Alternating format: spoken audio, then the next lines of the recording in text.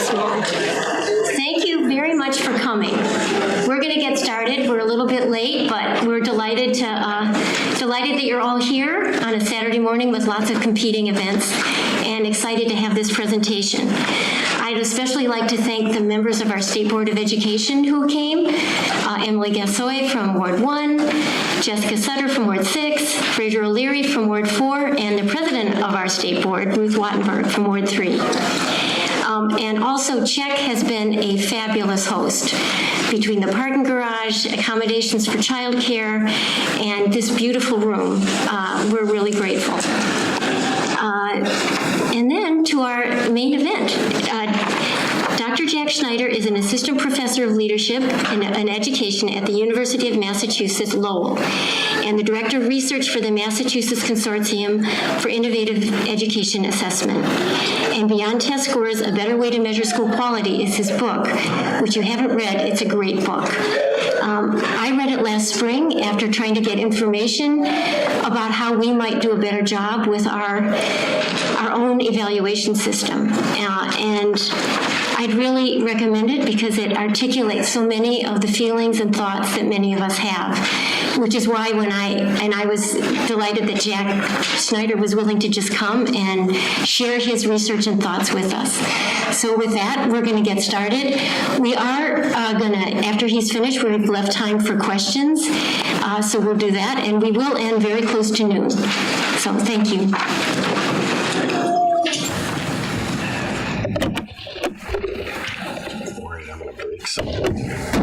We are different heights, so I need to adjust this. Well, hi, everybody. Thanks for coming out on a cold Saturday morning. I imagine there are other places you could have been, so I'm flattered that you came here to chat with me. So my goal is to, as quickly as possible, and warning, it's not going to be quick, give you a sense of what I do and how I approach these questions. And that's not because I think that this is the very most informative way to get us all on the same page and moving forward. It's because I can't think of a better way to help you understand how I can help you answer the questions that you've got. So I'm going to move as quickly through my stuff as I can.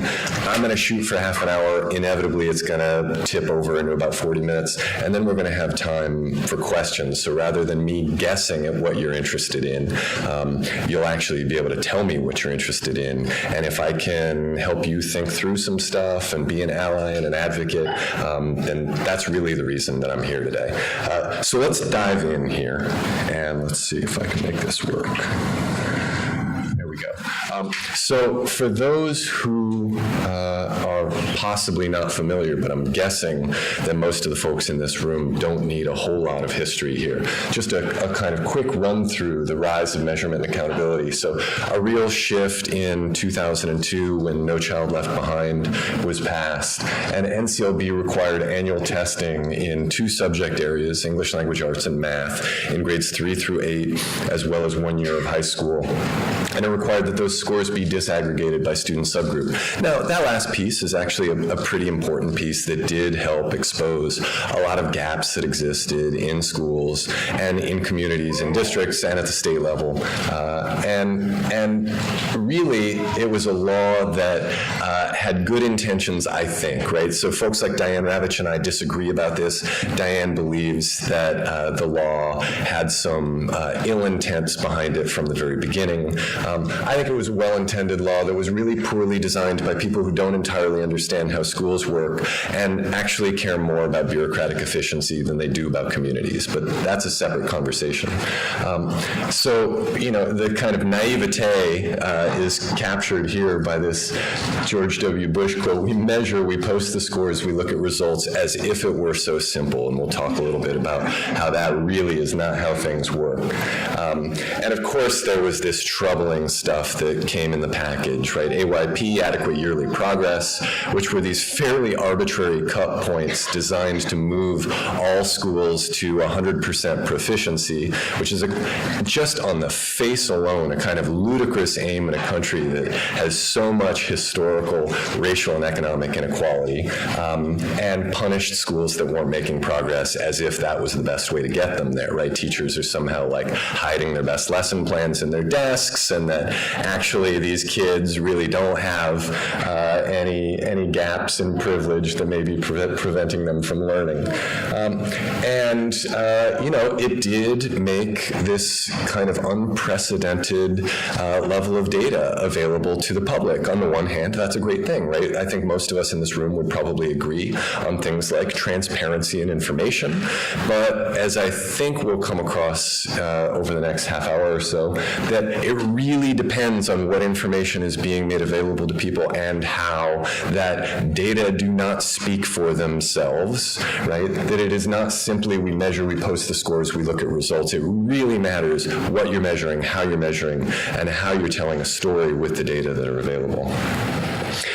So a shift in 2015, right? What's better than not leaving students behind, right? And NCLB, we didn't leave them behind, but we didn't make sure they succeeded. So ESSA was the update to NCLB. So the Every Student Succeeds Act, it was, kind of the same old story as NCLB, where the testing requirements of NCLB were maintained, and then ESSA mandated the inclusion of one additional factor was the official language used in at least some of the documentation, right? In response to criticism that NCLB was just all about test scores, ESSA said, no, it's not all about test scores, it's mostly about test scores. And one other thing, which was mostly attendance. It did eliminate federal sanctions, but state sanctions persist. So it's like, who cares?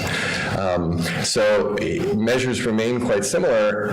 Here's what we get. 100% of states, and I'll include DC when I say states, include achievement scores and graduation rates. The vast majority include test score growth and gap closure, which of course is just a different way of looking at test scores. It's still test scores.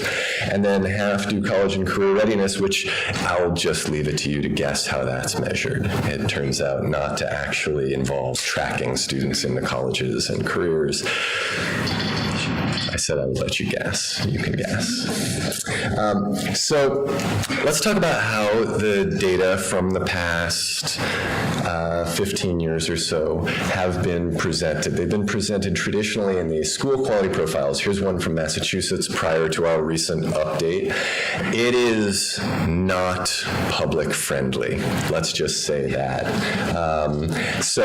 Way down here we get, this is a kind of performance level for this school, and my eyes are going on me, so I can't even tell you what the overall rating here is. This is how states traditionally approach this work. Yeah, they were making it available to the public. It was on the website. I mean, never mind the fact that lots of people don't have internet connections. Never mind the fact that there are professionals in education who don't know how to read this. The state was posting it. They left open a massive industry, and that is the repackaging of data for a public audience. And groups like greatschools.org were only too happy to fill the vacuum. And so what we have seen over the past 15 years is a cottage industry of third-party providers that have made it their business to tell the public how the schools are doing. Greatschools.org is the biggest, but it is not alone. Niche.com, schooldigger.com. I mean, they go on, and they get meaner and nastier as you get down the list, because, of course, many of them are driven, not like greatschools.org, by foundation dollars from the Walton Family Foundation, which, of course, has its own ideological agenda. Many are driven by advertisements, right? So in an effort to get clicks, they do things like produce lists of the 10 worst schools in your city, or the school schools with the worst teachers, or, right? This, of course, is not something that I think we can all get behind, right? Whereas most of us would support transparency and information, many of us in this room would probably have questions about the degree to which this is information versus some other form of storytelling. I'll point out here that one of the key strategies that greatschools.org and others have used is the simplification of school rating into a number or a series of stars or a letter grade. So I've circled here 4 out of 10, which of course, you know, if you care about your children, you will run for the hills 4 out of 10. 4 out of 10 isn't even an F, right? That's way below an F. And so this move has been portrayed as being totally neutral, rooted in data. It's just the evidence, just the facts, folks, whereas this is a very particular story being told.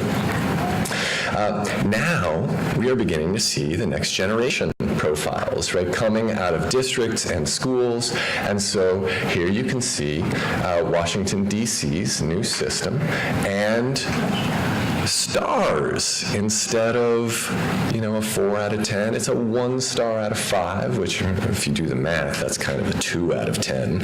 And so what we've seen here is that states, districts, other governmental organizations have responded to the pressure placed on them by third-party providers, as well as by the public, you know, members of the public who have reasonably made the criticism that existing state data systems aren't particularly helpful in presenting the information that the state has available to them. And so they've essentially gone down to the lowest common denominator here. And the argument that you will continually hear from these folks is that the public wants something simple. Well, the public does want something simple, but the public also wants something right, and something accurate, and something fair, and something true. And sometimes those demands compete with each other. And that's something that we'll be talking about a little bit more. So I kind of laughed when I wrote that title. That's our best case scenario. I mean, according to me, right? You can come up with your own best case scenario, but I think our best case scenario is that ratings conceal reality. So here's a little data from one of the projects that we did. We've got, this is a small district, so we've got this consortium with 7 districts in it, ranging from the very small, just a few schools, to the very large. The Boston Public Schools are in our consortium.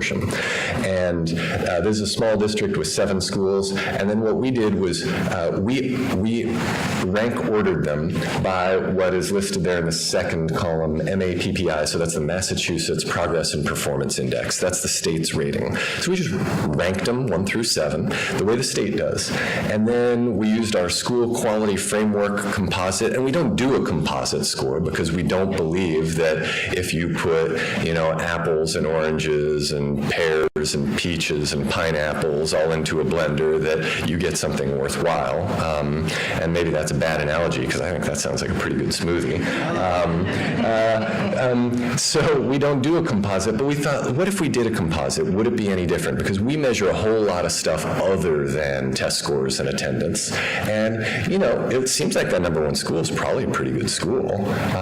But the rest of the order got kind of shaken up. But that's not the most interesting part, right? The title of the slide is the best case scenario is that ratings conceal reality. And look at reality here, right? If you look at the 5 major categories that we divide school quality into in our consortium, teachers and the teaching environment, which has changed, we now call it teachers and leadership, school culture, resources, academic learning, character and well-being, which I think we now call community and well-being, you can see that schools are not uniformly good or bad, right? That if we just rated a school a 1 star, a 2 star, a 3 star school, or whatever, that you would be concealing reality here, that even our best school has something to work on, and our worst school has a lot of strengths, and that gets really concealed by any one-stop score that reduces a school to a number of stars, a rating of 1 to 10, or a letter grade.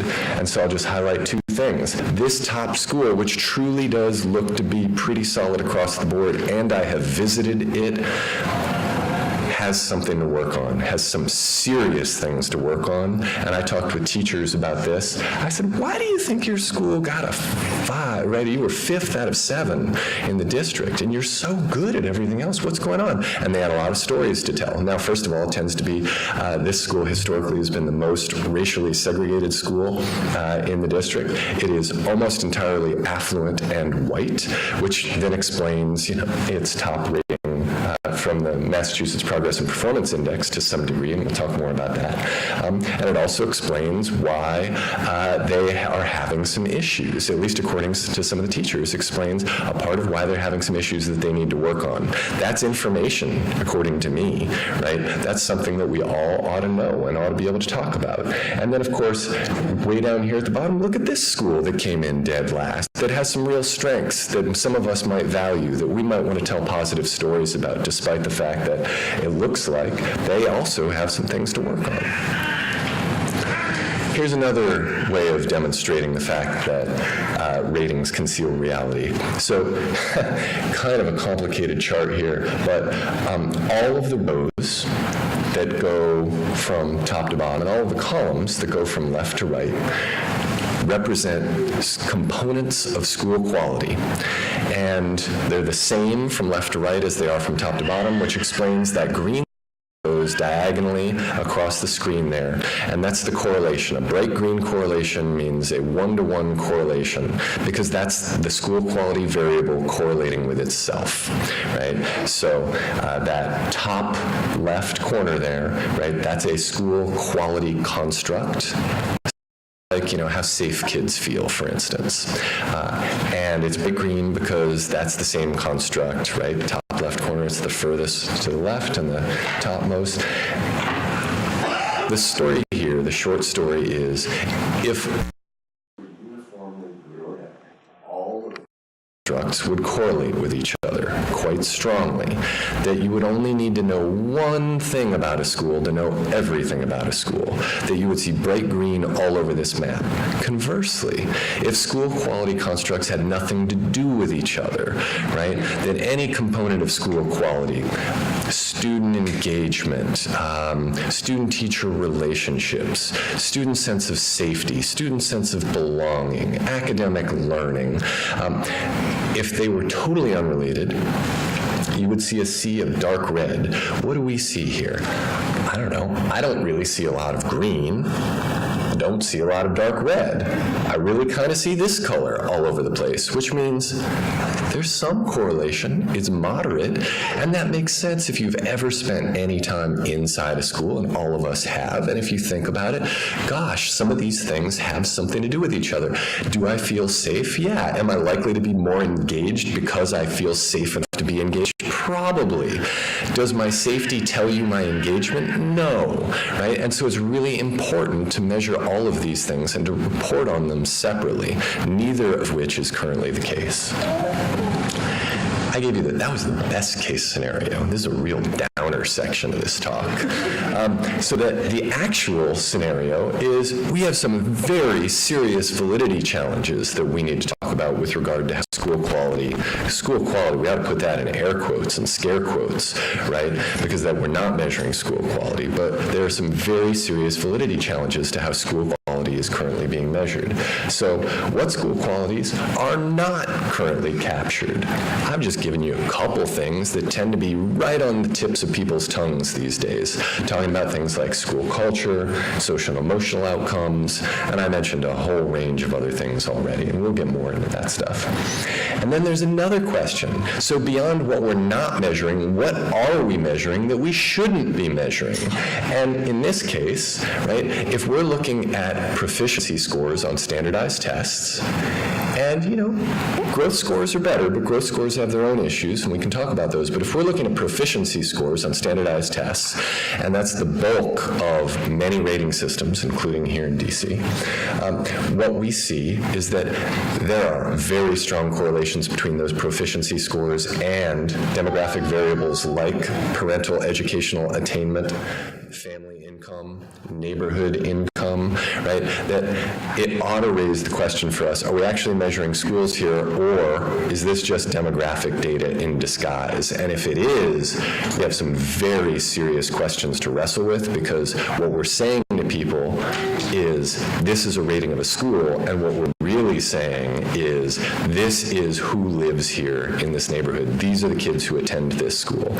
And if you're putting a label on it and saying this is bad, you are scaring particular kinds of people away from particular kinds of school, which is going which is going to exacerbate segregation, which is going to exacerbate inequality. So let's take a look at one, and this, by the way, is from Ed Hartle at Stanford, who is a renowned psychometrician. So it's a simple chart, but there's a lot that went into this. Let's just take a look at one graphic here. Influences on student test scores. I think, for instance, of some of the rhetoric about the single most important influence on a student's life is the teacher in front of the class. No, it's not.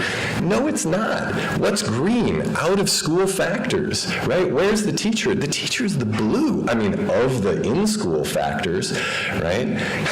Of the in-school factors, the teachers are the biggest, just slightly bigger than other school factors. But unexplained variation is bigger than teachers, right? There's a big problem. Here's another way of thinking through what test scores tell us. This is a correlation table. We're not going to spend too much time on it, other than to say, for those of you who aren't familiar with correlation tables, that a bunch of asterisks behind a number generally means this is a statistically significant finding. This is most likely not just random chance. And what we can see here is this is percent free and reduced price lunch, which is it's a crude proxy for income. But what we can see here is just look at the relationship between student test scores, their mean scores, right? So that is an almost deterministic, inverse relationship, which means the poorer the school, the lower the test scores, right? The richer the school, the higher the test scores. So if we are then going to be rating schools, let's get back to our star rating system. If we're going to be rating schools and the information that goes into that rating system, which of course is all being kind of hidden, right? Because all we're going to look at is the star. 1 star, I'm out of here. No way. I'm not going to move here. I'm not going to sign my kid up for this school. I'm not going to enter the lottery for this school. I'm out of here, right? Who's not going to be out of there, right? The people who don't have a choice, the people who don't have the information, maybe some people who are being really thoughtful about it, right? And who do a little deeper digging, right? But really, we're going to see some big impacts on the demography of the school as a result of that. So let's take a look at the STAR framework. What's measured? Park English, Park Math, SAT. I mean, are you noticing something about these measures? There's a theme here. Graduation. Okay, well, that's a new thing. That's not a test, but of course, we do see lower graduation rates from historically marginalized racial groups, from low-income students, from special education students. There's another pattern there, right? It's our most vulnerable students. And so, again, when you're building that data in without accounting for the fact somehow that our most vulnerable students are going to be scoring lower on it, and it may have nothing to do with their school quality, and it certainly doesn't have anything to do with how much their parents love them or how big their brains are, right? Because I often do hear that, right? Well, maybe it doesn't have anything to do with how good the school is, but, it's like those kids are going to be sitting next to my kid. Yep, and your kid might learn something from them, right? Because they're a little different than your kid, and so your kid isn't just going to get him or herself mirrored back, right? You might actually get some new information, but that is not included in any existing district, state, school measurement. Oh yeah, they measure attendance too. So why is this a 1-star school? Maybe it is. Maybe it truly is. I haven't walked through it, right? I just sort of picked at random a school and thought I know what I would claim. I would claim that it's a 1-star school because of demography. Let me just take a quick look at the student demography here. Wow, okay, that's what I expected, right?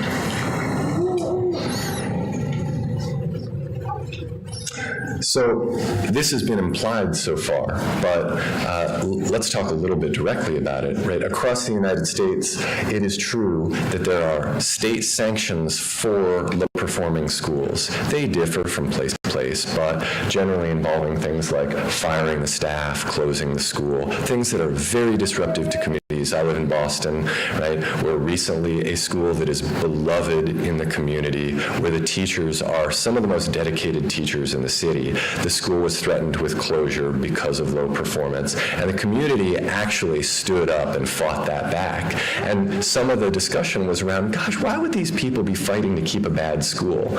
And I guess I'd like to turn that on its head and say, why are you saying it's a bad school? And of course, we know the answer to that, right? It's because there's a rating system that is perceived as being objective, when in fact, just because something is a number does not mean that it's objective. How did you get that number?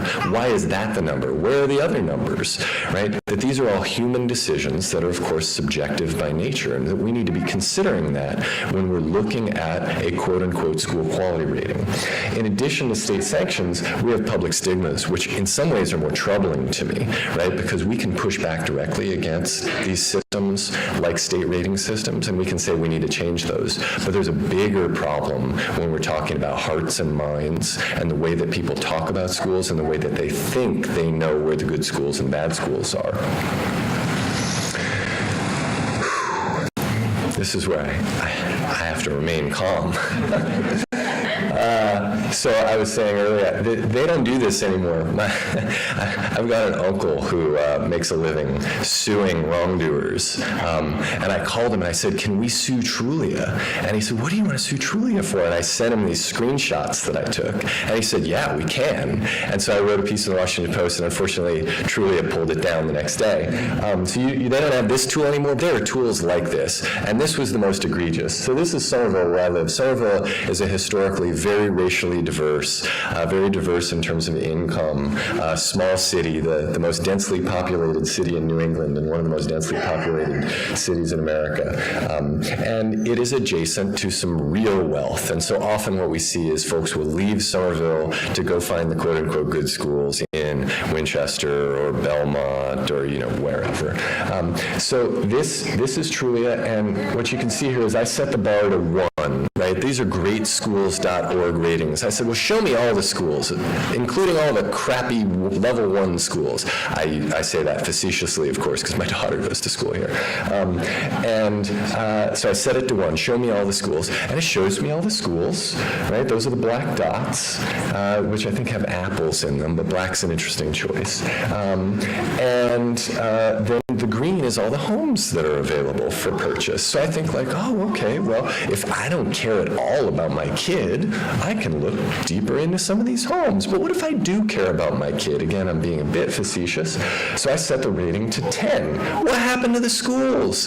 They're gone, right? I couldn't possibly live here, not if I care about my daughter, right? Now, never mind the fact that she goes to school in this district, that she's quite happy, right? That she feels supported and loved by her teachers. This is where I often cry here because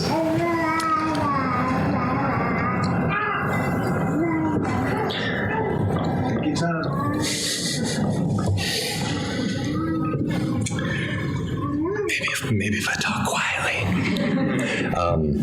This work is really bound up with racial justice and economic justice. And I have watched her school transform racially and economically in a way that has pleased some. The grades above my daughter are a majority students of color and a majority students who qualify for free and reduced lunch. Her class is 50-50, and I feel complicit in the fact that people like me made the school feel safer for people who didn't like the school the way it was. And people like me, who have kids who score well on tests, helped the school earn a higher rating from the state, which attracted a new population of students. And I just went to our winter concert. My daughter's in 3rd grade. The 3rd grade, so they did 3rd, 2nd, 1st, and kindergarten all together in the morning. It was very cute. And the classes got less diverse. Now, I couldn't guess at the economic diversity, but I just counted the race that I was able to see. And of course, race can be invisible too, and I don't know how some of the kids identify. The classes got less diverse as we went down. that if you care about racial justice and if you care about economic justice, you have to care about the way we rate our schools, because when a school rating goes up, it changes the population and it draws those people away from other schools that might have been diverse schools. And what we see is that diverse schools are constantly under threat. We see that segregated schools are never assisted in terms of the work to actually promote school integration, whether it be economic or racial, and that we often praise and champion highly segregated schools that are just as bad for America and often just as bad for kids merely because the most privileged end up concentrated in those schools. We praise them with our school ratings, and we praise them in the way we talk about them, and it is very dangerous. I didn't cry there. See, I got mad instead. That's what that'd be my new tip, is get mad, don't cry, you big baby. This is basically what I talked about already, right? A kind of feedback loop where we see that school demography and capacity, so this would be things like neighborhood wealth, family wealth, the ability to tax themselves in their local property tax base, parental educational attainment, which ends up predicting a lot of things, student graduation, student test scores, that these things shape test scores and data, at least the data that tend to be valued in state rating systems. As a result, lo and behold, we see ratings, rankings, shamings tend to reflect the fact that schools have different demographies, right? That's at the root of it. The demography shapes the test scores and the data. The test scores and the data shape the rankings and accountability, which in turn shape parent and educator decisions. It's not just parents, right? It's also educators. I deal with young teachers who will say things to me like, oh, well, I don't want to teach there. That's a bad school, right? Or I will talk with seasoned educators who are inside schools who say, I've had it, I can't do it anymore. I love these kids, I love this neighborhood, but I am constantly afraid that my school is going to get closed. I am constantly doing too much with too little, and I can't do it anymore. And so we're talking not only about where parents decide to live and send their kids, we're also talking about educators and where they can feel like they can stably be, which of course is going to shape school demography and capacity. And what we have here is a feedback loop with essentially, unless we interrupt it, is only going to cycle faster and harder over time. And that's one of the things that we've seen. So what would better data do? I said I was going to be fast. I am not being fast. Let's speed it up a little here. So immediately we should improve the validity of existing data. We should start capturing the full range of the things we value, and we should work on measuring in a way that less strongly reflects student demography. And then long term, let's talk about the potential of data, right? We shouldn't just throw these systems out, because we can do things like enable data-driven decision making, and I don't mean sit down with test score reports and figure out who scored low and who scored high, because teachers tend to know that already. I mean, who feels safe, who needs help, right? What are we doing in terms of arts and music support at this school? Who are the kids who are at risk in terms of emotional vulnerabilities that aren't immediately visible to us, right? Where are the relationships that are strong? Where are the relationships that are weak? Engaging parents and community members, and I don't mean as shoppers and consumers, I mean as community members and members of civic society, so that they can get involved not in the schools that they're not in, but in the schools that they are in, so that they have better information to say, here's what I'm worried about, here's what I'm happy about, here's how I can help. And then finally, to facilitate communication among stakeholders so that all of us, including those of us who don't have advanced degrees in education, can know exactly how to talk about the things we care about so that we're taken seriously, so that we have information, and so that we're all on the same side. All right, so whoops, I think I turned it off. Let's turn it back on. What would better data include? I'm not going to walk you through this other than to say a lot.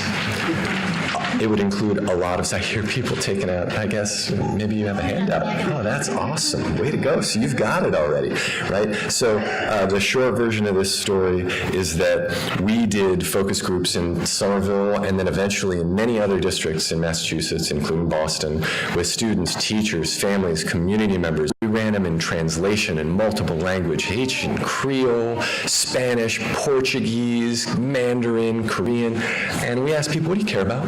What matters? What's a good school, right? This is step one. We kind of skipped this as a nation before we started rating schools. Like, what do we actually want information on? So start with that, right? And that's what we do in our consortium, the Massachusetts Consortium for Innovative Education Assessment, which we can talk more about if you like. I'm going to really blow through this because I spent too long talking earlier, but it's essentially we've got these relatively independent inputs, teachers and leadership, school culture, and resources, and then these relatively independent outcomes, academic learning and community and well-being, and you ought to measure all of it. And you can see, just here's a diagram about how it all works together, right? It's not just test scores, it's the whole package. And then in terms of how you measure this stuff, it's like, I'll just give you an example. So here's school culture, which we operationalize. And you take it from category to metric, and you say, like, okay, here are all the things that matter: physical safety, emotional safety, sense of belonging. You all can read, so, you got it. And then here are ways you can measure: student perception surveys, teacher perception surveys. Gosh, the people who spend 180 days inside schools tend to know some things.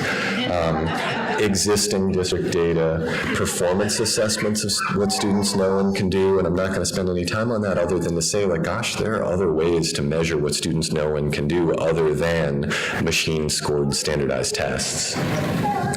And then something quite relevant to what we've been talking about with regard to the information that people have and whether or not it is truly informative, and that's to visualize the data. There are decisions that get made. How are we going to show people? So here's a beta version of a website that we did where you choose a school. And you actually have to choose a school because we did not design our system so that you can rate and rank and compare schools. This is not a shopping website. This is not Amazon for schools, which I literally have been asked to create by some funders out there, right? There are people out there who have a distinct vision of how we should be operating with regard to where we send our kids to school, where we send our young people to school. And I'll tell you that things like integrated schools are not number one on their agendas. So you've actually got to choose a school because, schools are ecosystems, right? You got to figure out how all these pieces work together, and we give people the ability to dive deep. And so this is a whole lot more information. We're still working. This is a beta version. We've since changed it. We continue to iterate, and the goal is to try to give people just a whole lot more information that doesn't get distilled down to a single number of stars, letter grade, 1 through 10 score. And just one piece that I want to focus on is something that is really pernicious, and it's in every single rating system. It's that you never learn true performance. You never learn what good really is. You get a relative sense of what good is, right? The way of talking about this in the research is to talk about norm referencing versus criterion referencing. If I have no idea what good is, I say, well, we're not going to criterion reference, we're going to norm reference. We're going to say these people are in the top 20%, these people are in the bottom 20%, the people at the bottom must be bad, the people at the top must be good. But what if all schools are okay? I mean, maybe they aren't, but what if they are? What if all schools are okay? The schools at the bottom, in the bottom 20%, maybe the difference between the bottom 20% and the top 20% is illusory or marginal, or maybe there is a bottom 20%, but maybe the top 80% is like by and large the same, right? These are the kinds of questions that we need to be considering, because otherwise what we're saying is only 20% of schools are okay to send your kids to. Go ahead and compete with each other in a free market. Oh my gosh, look who won that competition. It was the most privileged people in our society. Why do we have segregated schools? I have no idea, right? I'm not going to walk you through the methodology here. You're going to have to take my word for it. In the interest of time, we did a good job. So I'm going to do that in the future. So we did an experiment. We put people in 2 different rooms. One group had access to the existing state data system. The other had access to one of the new systems we designed that was more comprehensive, didn't have an overall ranking of schools. You had to actually figure out how the school was doing across a number of different dimensions. And then we asked them some questions because we were worried. We thought people were going to say, like, oh, no, I couldn't even figure it out. I didn't learn anything. No, on every measure, in terms of just how much people felt they know, the new system beat the old system. Oh, okay, we kind of expected that, right? How much did you learn from this information that was new to you? The new data system outperformed by 20%. Okay, pretty good. Congratulations, us. So then perceptions of quality. This is my favorite, and this one's a little hard to understand. And I'm going to try to talk through it simply and quickly, but we can come back to it if, you have data hounds among you here. And this is just to say, every year, polling finds that Americans think their own kids' schools are okay, and the nation's schools stink. Okay, how do we explain this? There are some people who say, well, Americans are stupid, and they don't know about the quality of their own kids' schools. And so they just say, no, my kid is special in the school. Well, there's a lot of evidence to contradict that, and I'm not going to get into it right now, but I think the simplest and most convincing way to explain why maybe that's not the case is, what do you know about the 98,000 public schools you don't send your kids to?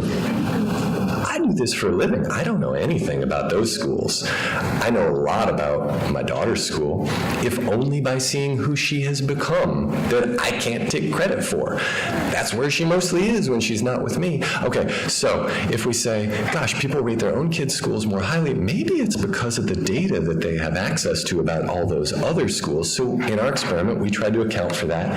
And what you see in that third rating is that after people looked at school quality data, and you can see new data group, state data group, we asked them to rate their familiar school, which for most people was their own kid's school, and then a school we randomly assigned to them, a school they would know nothing about unless they used data to try to figure it out. If they knew a school, it didn't matter what data they looked at. They had kind of the same perceptions of school quality because they already knew the school. If they didn't know the school and they relied on the existing state data, so this is in a diverse district. It may have played out differently elsewhere, right, where the student standardized test scores are a little bit lower than in the most privileged districts. If they only looked at the state test score data, they thought, oh, well, that's a bad school. But when they looked at more comprehensive data, they came up with the same ratings as people who were familiar with the schools. What story does that tell? Well, this is not a slam dunk, but the story that I tell about it is, gosh, wouldn't an accurate data system produce the same perceptions of schools that insiders at those schools have? Isn't that the measure of an effective rating system? That people will walk away knowing something similar to what insiders know. They won't have all the detail, they won't have all the knowledge. So I did things like trying to understand that school that I showed you in DC as a one-star school, just like I read their student newspaper and I looked at pictures online. You do the slightest bit of reconnaissance and you begin to get a different story of the place. Would I send my kid there? I don't know. I need to go get more information, but I certainly wouldn't stop at a one-star rating. We're not going to talk about that. So in terms of moving forward, data systems can inform stakeholders. I am not here to encourage everybody, throw data out, let's go back to the old days. Hey, listen, the place we're at now is a response to troubling practices that previously existed, right? That's reality, and we don't want to go back, but, right, we can build data systems that have greater accuracy and breadth, that measure more of the things we care about, and that measure less of the things that actually have nothing to do with the school. That we can treat schools more fairly in this process, and in so doing, we can encourage people to not engage as terrified shoppers who feel that they have to compromise their belief in the civic good in order to do right by their children educationally. We can do better than that. But as we do this, I don't know, are we going to change how people make decisions about where to live, where to enroll their children? I'm not sure data is powerful enough to do that. I think that's a bigger mission, but we'll see. And is this going to foster higher levels of engagement, right? Because so many of us, despite the fact that we want to be involved with schools, right, we don't have the information to do it. I don't know if we have the information. Is that going to change things? Maybe. I mean, I'm talking to the wrong audience in terms of people who aren't presently engaged in schools. You all showed up on a Saturday to talk about this stuff, so you are engaged. But will we be more broadly engaged as a society? I'm not sure. And will all this strengthen school or teacher practice? It ought to, but I'm not sure. That's an unresolved question, right? So we're at the beginning of a long journey, and I think the very first step in this journey is, I think it begins with outrage. I think it begins with how outrageous and unfair, how racist, how classist, how offensive to teachers and students present rating and ranking systems are, and I mean that in the most friendly possible way to anybody who has designed these systems, because I totally get. I have conversations with people in our state, in Massachusetts, where they feel like their hands have been tied, they feel like they don't have a lot to work with, there are political constraints. I get it, and that's why I think it begins with outrage, right? Because I think what we need to do is we need to free those people up from the constraints that exist. I think we need to create the outrage that creates a sense of urgency around upending a system that has been so entrenched, both culturally and systemically, that it has felt like we can't do any better than include attendance scores alongside test scores, right? We can do better than that. Let's all get mad. All right, thanks.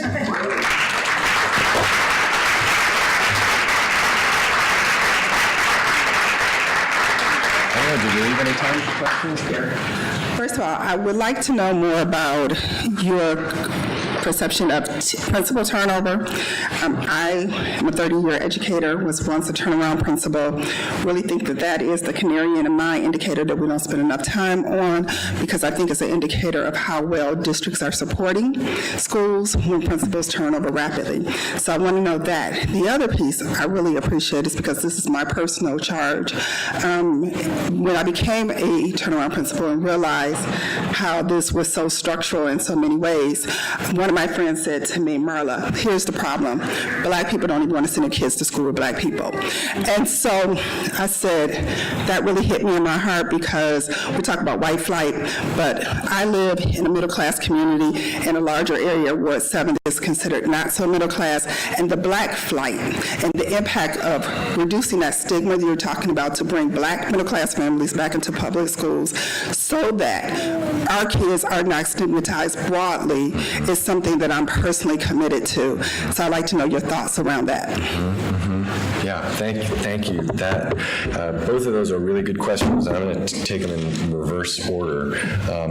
And so one of the reasons why I almost always use the phrases racial justice and economic justice side by side is that if we just talk about racial segregation, we're missing that other critical piece. And you're absolutely right that we have seen middle-class families and affluent families depart from urban schools particularly, diverse schools in general, at rates that are greater than the sort of racial separation rates. And so, I like to push back when people suggest, that racial integration is more important than economic integration. And this is not to say that I think they're wrong, but I think both are critical, because I think there's nothing wrong with an all-black school if that's what people want. And what I mean is the people who are in that school, right? If they believe that this best serves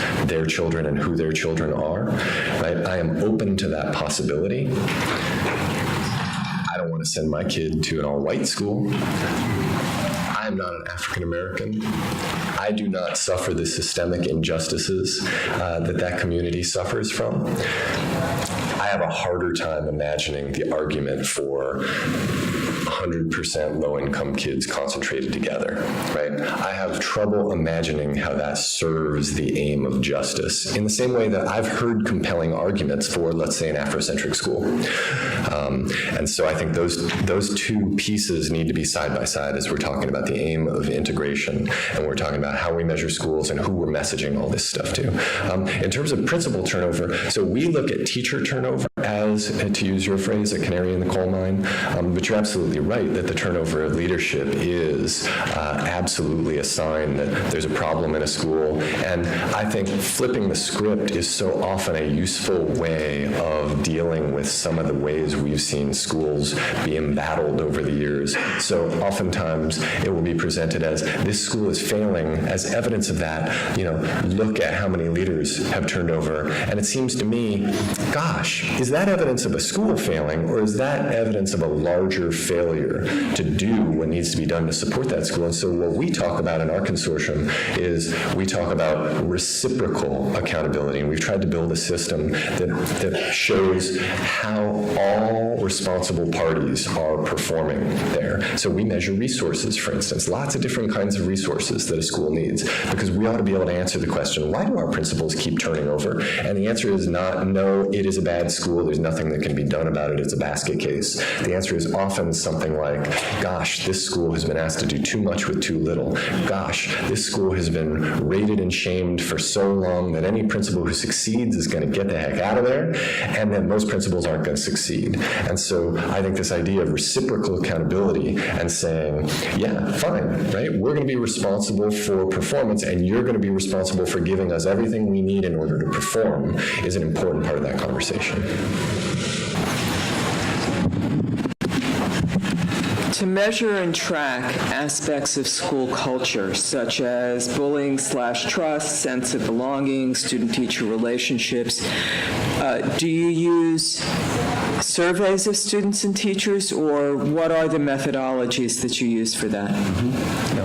So we rely a lot on student and teacher perception surveys. I sort of jokingly said, gosh, people who spend 180 days inside schools tend to know a lot about them. I believe in that. We also then try to triangulate all of our data so that, I'll give you an example, would be we ask teachers how supported they feel by their principals and by their colleagues. But beyond asking them, we look at things like teacher turnover, right? Because we believe that if you look at different data points in tandem, right, in conversation with each other, that you'll find something truer and more comprehensive than if you look at just one piece. So with student bullying or student safety, we look at student surveys. We also survey teachers. We also look at discipline referrals. We look at the number of reported incidents at schools. We look at student turnover in schools, because, if a school has a culture problem, then it's our belief that you'll see higher rates of student attrition from those schools. That's something that is not presently measured in a lot of schools in a way that aligns with the broader vision of school quality. There are a lot of schools that get praised for the good work that they're doing based on the test scores that they've produced, never mind the really sort of horrifying student attrition rates at those schools, which indicate a really toxic culture for some kids, maybe not for all kids. I'm not saying that we should base accountability systems on those, but that ought to be a part of the picture. So the short answer to your question is, yeah, we do a lot of surveying, and I believe that a well-designed survey scale where people are afforded confidentiality, if not anonymity, can do a lot in order to help us better understand what a school's strengths and weaknesses are, especially if there are not high stakes attached to that.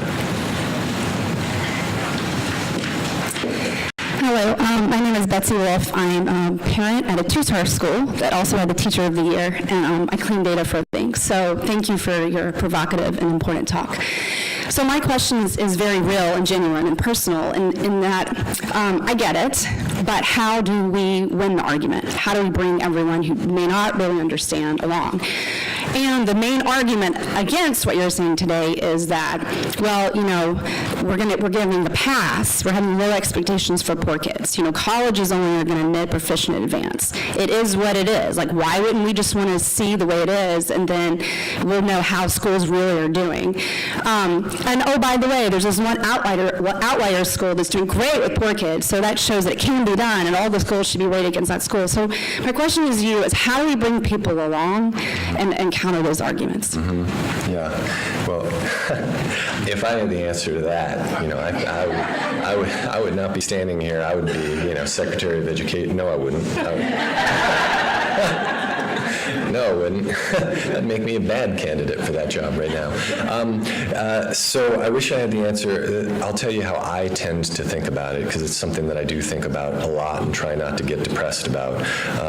And that is to start with what I think is the most outrageous problem here, which is that we have been measuring things for far longer than we have even had conversations about our values, right? That we began measuring before we decided what we cared about. That we took tools that existed, right? And anybody who wants to read some of the history of this, send me an email, and I've done some work with on this along with a colleague of mine who's at the University of Maryland, Ethan Hutt, that essentially it was a matter of convenience, that there were tools available, that people seized on those tools because they wanted to be able to measure school quality. They took what was off the shelf. They used it for so long, right? This would be the standardized test. They used it for so long that it became a part of American culture, that we have all been inured to it. And so we don't recognize the water in which we swim. And it is really shocking that I talk to people in other countries, not every other country, because a lot have emulated this model or have developed in a sort of similar trajectory. But you talk to them and you say, oh yeah, here's what we measure about schools. And they go, I'm sorry, why? And I go, I don't know, right? And they go, well, what about, like, where's your goal statement? No, we didn't do that, right? We didn't do it as a nation. We didn't do it as states. We didn't do it as districts. I mean, maybe there's some districts out there that have done it, maybe sort of backwards mapping. Let's start by having a conversation about what we care about and what matters and what a good school is, because you may be right as you are voicing that pushback. I want to know what the proficiency scores at that school is, right? But I want to know a whole lot else. And I think that if that's one of 35 data points, I think maybe we're not going to see the really horrible unintended consequences that we see in present rating systems.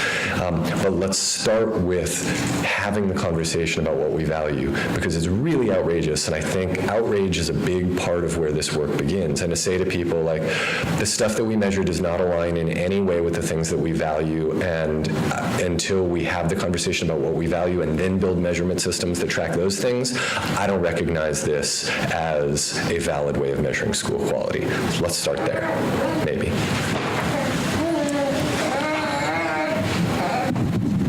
Hello, thanks for coming.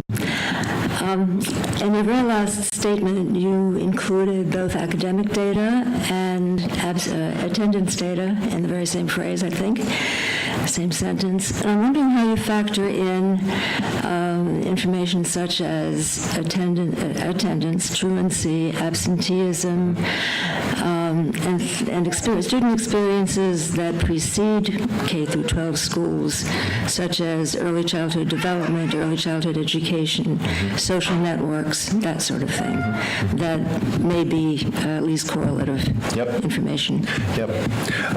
So I think one important point to make here is, so we include attendance data as a means of understanding the culture of a school, right? Because I think that is indicative of a school's culture. Do students come to school on a regular basis, right? But it's really critical that we do not assign some sort of summative rating. We don't assign ratings at all. We try to provide information for people and organize that information in a way that helps them make sense of it in our consortium, because you do want to provide the data, right? So it gets back to the previous question where, sure, there may be demographic predictors of some of these data points, but right, I also want to know, right?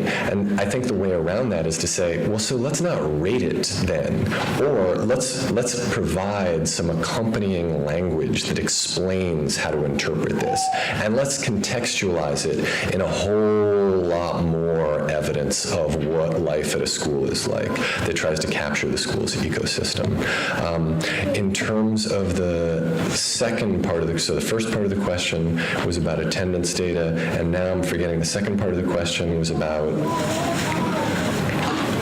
student experiences that precede K through 12, Yes, that right. sort of thing. Yep. So in terms of building out, we haven't done this yet, but the long-term vision is I think we need to build out systems, data systems that really are structured around this vision of reciprocal accountability so that we know what resources did kids have prior to coming into this school so that we can begin to drill down when we say, hey, our kids are struggling, to get beyond the simplistic explanation that somehow the school has fallen down on the job or that the family has fallen down on the job, and to think like, well, what are the supports being provided by our society and our community to these young people, right? Where are there opportunities to read? Where are there safe places? Where are there opportunities to play? Where do they feel like they belong? And to ensure that every young person has that from the time that they're born until the time that they're in our schools. Only then can we say, okay, now maybe it's on the school, right? We knew they had every support, right? That the kids were supported equally until the time they arrived in school, right? And now they're coming out unequal. Something's happening inside this school, and I think that that's important to begin thinking about, not just for the purpose of contextualizing what schools are and are not responsible for, but in terms of supporting all of our young people, especially the most vulnerable, is to figure out what supports exist and let's make that transparent.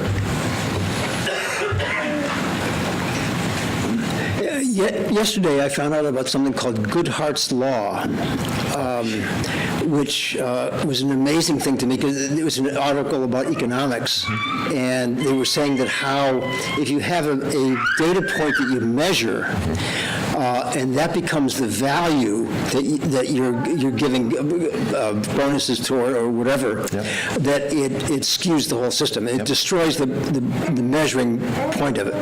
And I thought that was so important about what we're doing with these test scores. That, and I'd like your comment about that. Yeah. It's sometimes also referred to as Campbell's Law, and Campbell phrased it slightly differently. It was something like, the more weight that is placed on a particular variable, the more likely that variable in an accountability system, the more likely that variable will be to be corrupted, essentially, right? So if you say, hey, student attendance is a really good predictor of positive long-term outcomes, so we're only going to measure that, then that variable is going to be corrupted. And what's going to happen, we can all guess the kinds of policies that would be developed, right? Hey, you get a $100 gift card if you have 100% attendance. You get entered in a raffle to go to Disneyland. I mean, I've seen schools that have these kinds of practices, right? And that actually totally misses the point, right? It's like, no, it's a predictor of long-term positive outcomes because you like school, you feel safe in school, you feel like it matters to be there. You've got somebody at home who is saying you better go to school, otherwise you're going to be in trouble here.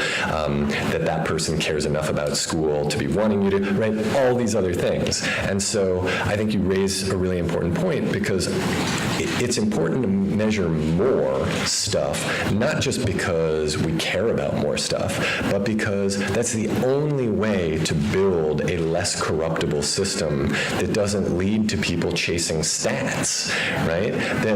That's essentially what we have forced educators to do in the same way that it's happened in law enforcement, right? We've essentially said, like, juke the stats, however you've got to do it, right? Cut art, cut music, cut history, cut whatever isn't tested. Recess, Chicago Public Schools didn't get recess for a decade, right? Never mind the fact that they're human beings, right? Little human beings who ought to be valued, who ought to play, right? Never mind the impact on their physical health, never mind the relationship between physical well-being and academic outcomes, right? It's like you're encouraging people to juke the stats there. Look at Atlanta, right? Where we have Beverly Hall, who was superintendent of the year, ends up being indicted on a cheating scandal, and you've got educators going to jail over this. Not a surprise there, right? You set up a system, we didn't do this, right? But a system was set up that essentially encouraged people to do that. If not encouraged, maybe something even stronger, right? Required that they do that if they wanted to maintain their jobs. So you're absolutely right. It's a really critical point. Hi, Hi, my name is Maria Chikev. I'm the principal here at Czech. Welcome to our school. Thank you. And I've been living in outrage for a while, so excuse me if I get too emotional. But I want to thank you for so clearly illustrating the injustice and the flaws of the star rating system and the fact that it's not designed to lift all schools up. And in fact, being norm referenced, there will always be level 1 schools. Who creates a system that's going to have level 1 schools forever? When I first realized that, I was like, I cannot believe this. So my question is, and you mentioned growth model, in the star rating system, there is some credit for growth in the elementary school. They said they could find out a way to measure growth, but they told the high school principals, we haven't figured out a way to measure growth in standardized tests for high school, so as a result, you won't get any growth metric. So maybe you have an idea that you could share with our Office of State Education of a growth metric that we could possibly use in the high schools. So I am, if somebody from that office would like to get in touch, I have lots of friends who are psychometricians who would be only too happy to talk through how that is absolutely possible. But I will also say 2 other things. And one of them is that it's possible to imagine a world in which, right, so one of the discussions around that, I imagine, is, well, students only get tested once during high school, right, so we don't have 2 different years, so we can't see their growth. I would imagine that that's a part of the conversation, right? It's possible to imagine a world in which we don't test every single kid, right? If the goal here is to actually track how our schools are doing, then it is a totally valid way, statistically, to get a kind of dipstick measure of overall school performance, to take either a random sample of students or a representative sample of students so that you are not testing everyone, as long as you're doing it randomly or representatively. And so you could test some kids every year and still have less testing than you presently have. So there are ways to do this, and there are ways to do it that not only don't compromise the quality of your data, but actually enhance the quality of your data and maybe even give you information you didn't already have as a school leader. And then the second comment I said I was going to make too is about norm referencing versus criterion referencing. And, this is another point of outrage where, it's like we're dealing with it. It's hard. I don't know what the criterion should be for a lot of this stuff, but maybe let's try to figure it out because it matters. And so with regard to some stuff where we're saying like, I don't know, this is kind of a best guess right now. Time will tell, right? We'll be able to figure out, gosh, 100% of schools are hitting this every single year, and we're hearing from teachers and students that their schools aren't great at that particular construct. Maybe our target's too low there. No schools are ever hitting this target that we've set, and people are telling us their schools are actually really good at this thing. Maybe our target is too low. That this is something we can iterate on, this obsession with, we've got to get it perfectly right now, even though it's flawed from the start. Or this alternative, like, well, that's a great idea, but it's going to be wrong the first time. What a false dichotomy, right? It's like choose the thing that could be eventually right rather than the thing that is flawlessly horrible from the beginning. Hello, thank you so much for being here. My name is Allison Kreiner Brown, and I'm wearing a few hats here, one of which, and this is Zora. Zora has very, very strong feelings about this, and also it's her nap time, but the conversation in the event is way too interesting, so we're just going to work through this. But my older daughter is at a school that received 2 stars that I absolutely reject as being a 2-star school, and I'm wearing a number of other hats, one of which is I'm one of the community people who was crazy enough to sign up for the ESSA task force that the State Board of Education has convened. I know there are a few other folks here and some state board people and a lot of good folks, which also thank you, SHAPPE, for putting this together because this is fantastic. I have a very specific question. So in the context of all of this, which was great, this is like the education version of church, so I appreciate that. Right? So for DC star system, and I'm sure this is other places too, although also noting we're only one of two, I think it's us in New Jersey are the only ones who are doing park now as like the major, which, yeah. So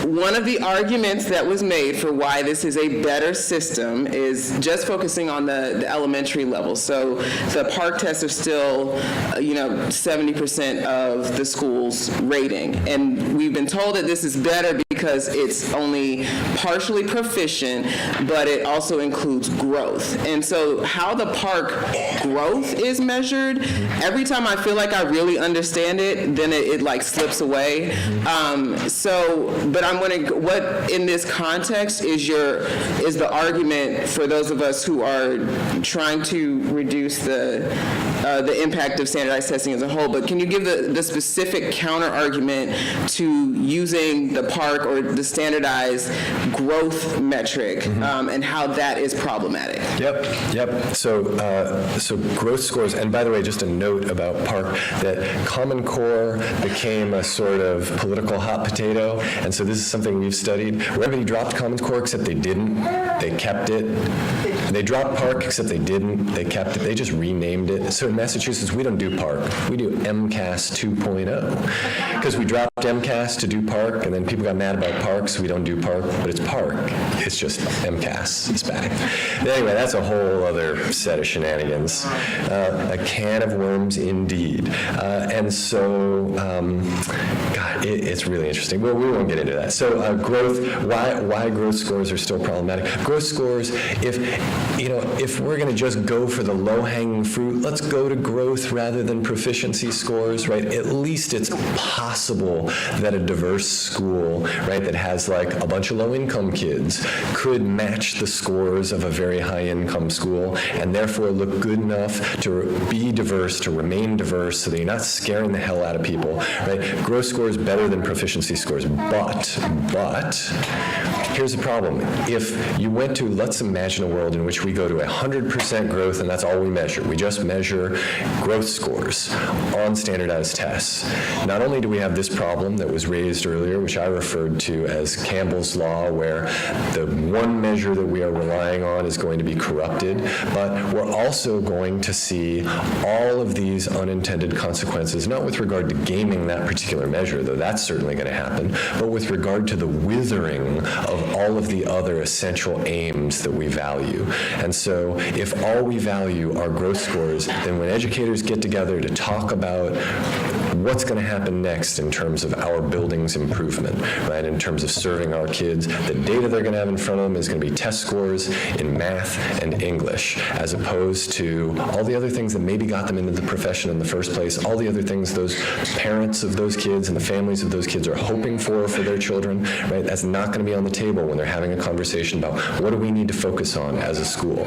In terms of attracting educators to the profession, who's going to want to teach if the only thing that is valued is a standardized test score in math and English? Where are our music teachers going to go? Not into schools, right? Where are our history teachers going to go? I wouldn't even want to be a math teacher, right? Because that's not why I would teach math.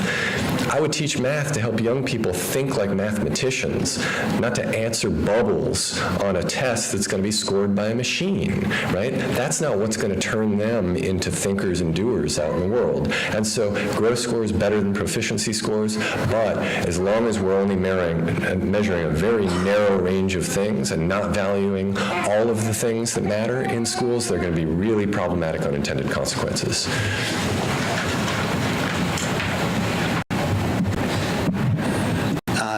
Dr. Schneider, thank you for an amazing presentation. I can't wait to read the book. Oh, thanks. My name is Mark Simon. I'm with the Ward 1 Education Council, and my favorite part of the presentation was when you speeded up, when, I wanted to linger and hear more, and so I'm going to leave today very hungry for more of this conversation. And I'm particularly gratified that Ruth and Jessica and Emily and Fraser are here from the State Board of Ed. Our Deputy Mayor for Education, Paul Kine, is here. I'm particularly looking forward to this presentation with a different audience. You know, this presentation with people from OSSE who have been resistant to the kind of perspective that you've brought today. And so my first question, I've got two quick questions. The first question is, have you worked intensively with education leadership, particularly in urban areas, to help them to rethink? And just can you give us, you know, some sense of what work you've done in doing that? And then my second question is, 2 years ago, when a lot of us testified at hearings that the State Board of Ed sponsored in every ward on the proposed ESSA evaluation criteria, we resoundingly said that surveys of parents and teachers and students needed to be part of that rating system. And what we got back was there are no surveys nationally that exist that are ready for prime time, so we couldn't possibly build anything in because we would be taking risks with the data, and we'd be putting our kids at risk. So my second question is, are there ready for prime time national climate surveys available? What do you recommend? Have you developed any, et cetera? I'll take those in reverse order because the second one's easier to answer. Yes.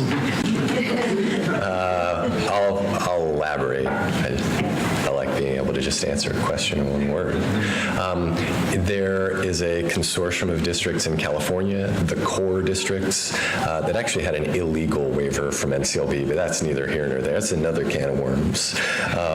The core districts, which are basically the large urban districts in California, collectively sought a waiver from NCLB. They operate under this banner, the California Office to Reform Education, or for the Reform of Education. And one of the things they do is they use school climate surveys to try to measure things like social and emotional health, student well-being, school climate, et cetera, these things that matter and that can be gotten at via surveys. And they've got like lots of data to back up what they're doing, and many of those districts are larger than DC, so if they are taking a risk, they're taking a risk with more kids, and they're doing it collectively, and they've been doing it for several years. A better example would be the Chicago Consortium, which has been doing school climate surveys for literally decades, and which basically created this work, and which has so much good research that you cannot, I think in a lifetime, get through all of the work that they have up on their website. And then finally, there's our consortium, which then segs to question one. So we started this consortium, the Massachusetts Consortium for Innovative Education Assessment. That's a lot more unwieldy than CORE, MCIEA. We've got 7 districts, which I always try to do in alphabetical order because you love all your children equally. Attleboro, Boston, Lowell, Milford, Revere, Somerville, Winchester, and then there are 2 districts, which I won't name, that are thinking about coming in. So from very wealthy suburban districts to low-income small districts to the largest school district in New England, we've kind of got it all. And the large urban district in question, Boston, although Lowell is also a large urban district, Boston has done, I think, some really interesting and important work on this front. I think the big challenge there, and which I'm sure is the case here in DC, is that there are so many entrenched positions and the politics around this are so intense that good work alone is not enough. And so, you know, that's why I think I keep coming back to this place of outrage, because I think I came into this process really naive. I felt like we're going to do good work and people are going to see that and they're going to value it and we're going to change the world, guys. No. And so I know. It's like, I want to write my memoirs, The Education of Jack Schneider. And so I think for us, we're beginning to reach a place for us. What do I mean by us? Me and my germs, I guess. I'm beginning to reach a place where I feel like I want to begin pulling back from the leadership of our consortium and moving into community organizing so that I can do sort of less data mining and more hell raising. Because I think, that's ultimately what is going to break political gridlock. That's what's going to change the minds of people who say, actually, we can't do that. It's like, it's easier not to do stuff. It's easier to maintain the status quo. It's easier not to upset the powers that be. It's easier to keep the checks flowing. It's easier, right, et cetera, et cetera, et cetera. But, you get a bunch of pissed off parents marching in the street, like, oh, maybe we got a different story here. And so I learned a big lesson in Massachusetts when there was big, dark money backing the expansion. And I don't want to get into a charter school debate other than to say that big, dark money backing a bill that would have transformed the school choice landscape in Massachusetts, and none of that money was coming from Massachusetts. And I thought that we were sunk on that matter. And people got mad. Parents got mad. People marched. It was really inspiring. And I thought, like, wow, what if we did that in terms of like the rating and shaming of our schools? And we said, we're fed up with this, right? We're fed up about what it's doing to our kids and what it's doing to our communities and how it's dividing us. And that would be really cool. I'm not going to do that while wearing my Director of Research for the Massachusetts Consortium of Education Assessment hat. But, maybe if I put a different hat on, we could do it, and we certainly can do it together. So I think it's a great question. I just, since we're running out of time, I wondered if the three of you, we just have to stop this, if you could just phrase your questions so we can get them on the record, and maybe Jack can quickly address them because we're so close to the end of time.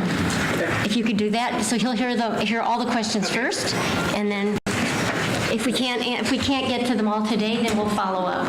Okay, one of mine might be long. I'm Catherine Reinhardt Mello. I'm the parent of a preschool-age child in an elementary school that didn't do well in the star ratings. I have two questions. The short one, I think, is with the potential of parent surveys, how do you make sure that you really get a good representation if people might not complete the surveys to be able to get good data and something that shows really the experience of everybody? My second question is related to trying to figure out how to look at how schools do with different groups of kids. If they're, how is the school meeting the needs of a kid that is high performing and everything's going pretty well at home, at school, everything, as well as a kid in special education, so that parents have that kind of information when they're making that decision about whether a school meets the needs of their kid. Awesome.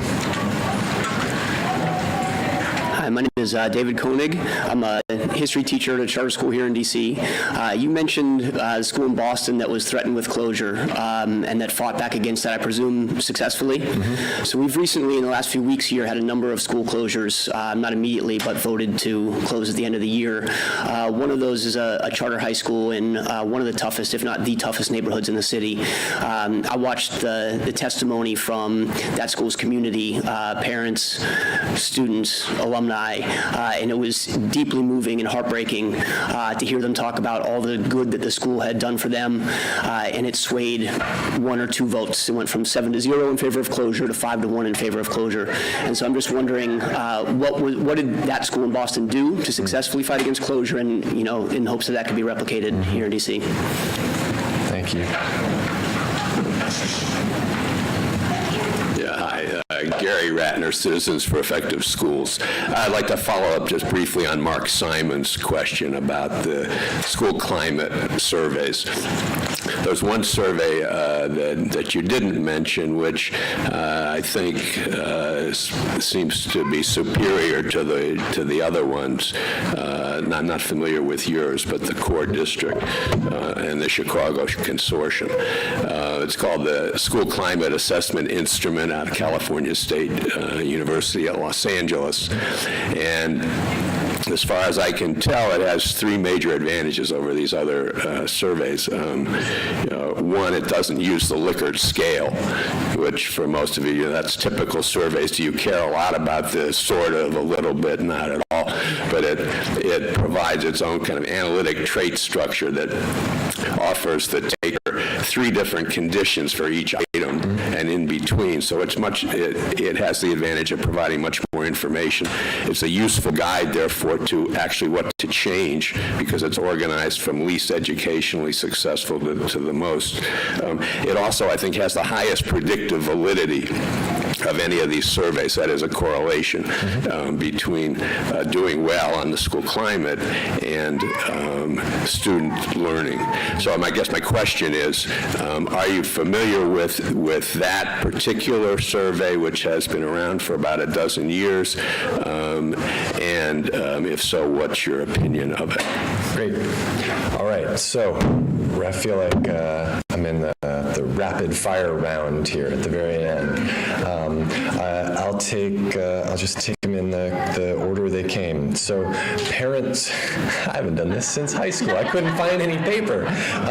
So parent surveys are really tricky. So you don't want a non-representative, non-random, small sample, right? That's going to be a real problem. And so the challenge then is, how do you either get it random or how do you get it representative? And I think that the easiest way around that problem is to randomly select parents, right? This is not totally unlike trying to get census data out of people.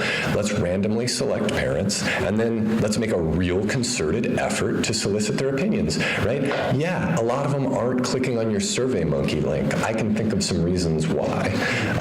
So there are some smart ways to go about it. We developed a technology, actually, where you can text message survey questions to people, thinking that maybe some parents who have phones, and maybe they're not smartphones, but texting, you don't need a smartphone, may be more likely to respond to some survey questions that way. It's also really important, as we're thinking through the parent survey issue, to think through, what do parents know versus what do they think they know? Like, I think I know everything about my daughter and her school, but I don't, right? And so to really target your questions at the expertise that people possess in that particular situation.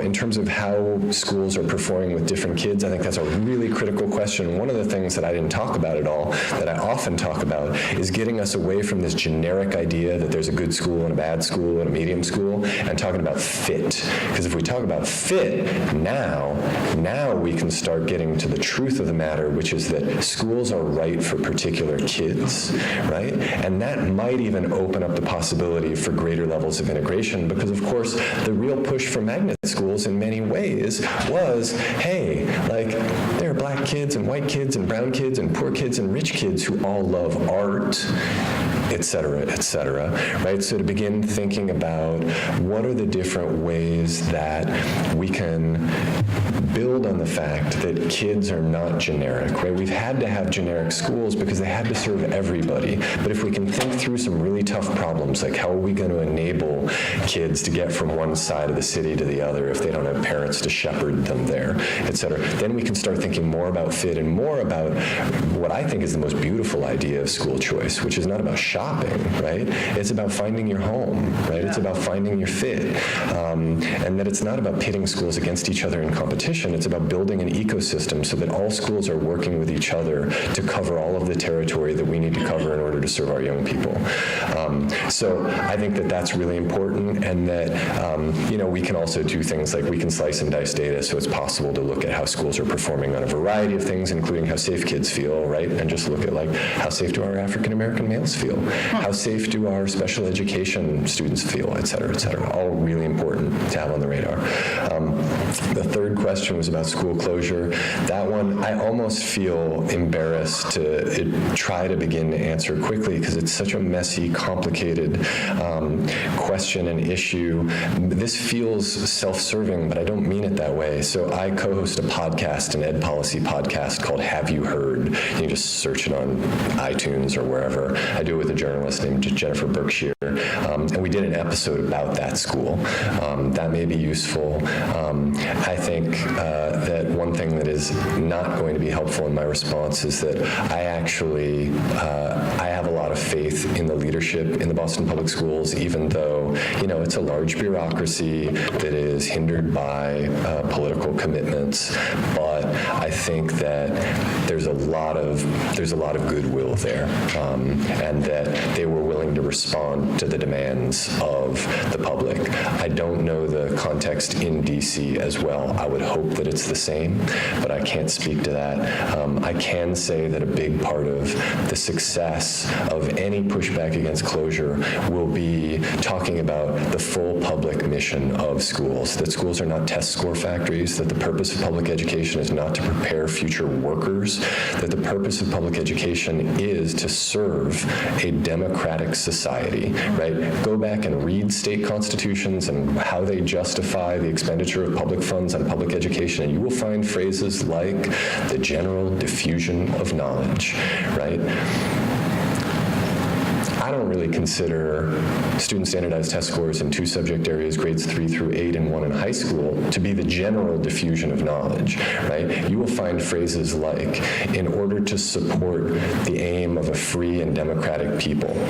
I don't really see student standardized test scores in grades 3 through 8 and 1 in high school as being evidence of that. I do see that if a school is the bedrock of a community, I do see that as fulfilling the fundamental aims of education as outlined in state constitutions and other documents that articulate the original aim of public education and why we engage in it, and the way that the mission has been twisted over the years. And particularly right now, Betsy DeVos made a speech on Thursday where she trotted out the same old line that the schools haven't changed in 100 years. They were designed to make factory workers, and they're still making factory workers, and that is not why our public education system was created, right? Our public education system was created in a world of unfairness, right? We've got to say that, right? Where people were systematically denied access. Still, the vision that was outlined was to bring young people from different walks of life together so that they can learn and share ideas to build a common society, and eventually those rhetorical commitments that were made were cashed in on by people who had been excluded, and the public schools more and more continued to fulfill that mission. The vocational role of education was a product of an early 20th century desire to pull the low-income kids out of the general education curriculum because of presumptions about their intellectual capacities, and to track them out and away and not serve them, and people pushed back and they got fed up with it. And this is not to say that career and technical education does not work. For some kids, it is absolutely important and essential, and if we can make it a real choice for them, and if we can make it something that is really intellectually interesting and valuable, that's a different story. That's not why our schools were created. They were not created to prepare workers. They don't prepare workers. They prepare citizens. They prepare people to be members of communities. And so I think that that's the bigger pushback. And then the final question was about that survey. I looked at that survey once. I'll revisit it, and then if you send me an email, we'll have a conversation about it. But I would only challenge one thing, and that is that often surveys like that will try to establish their, I'm going to say establish their validity by pointing to validity, but there's no other way to phrase it really. They'll establish their validity by tying themselves to learning outcomes as they will describe them. But those learning outcomes are often standardized test scores. And so this is a general problem that we have where people will say, yeah, but how do you know that that matters, right? And then researchers will say, oh, well, there's a very strong correlation between measure X and student standardized test scores. But they don't say student standardized test scores. They say, outcomes, educational outcomes, or whatever, right? But if you tie everything to standardized test scores, then why are we measuring that stuff? Because if it predicts standardized test scores, or if it correlates with standardized test scores, then it's just standardized test scores, right? And so at some point we need to take a leap of faith and say, actually, it just has face validity, right? It just has validity on the face of it because it matters, right? Why should we measure how safe kids feel? Because it matters. I don't care if it predicts student standardized test scores, right? Why should we measure how happy kids are? Because they matter. Why should we fight for integrated schools? Because it matters, right? Because the future of our democracy depends on it, and I don't give a damn if it predicts student standardized test scores. I got to go to the airport. Thanks, everybody.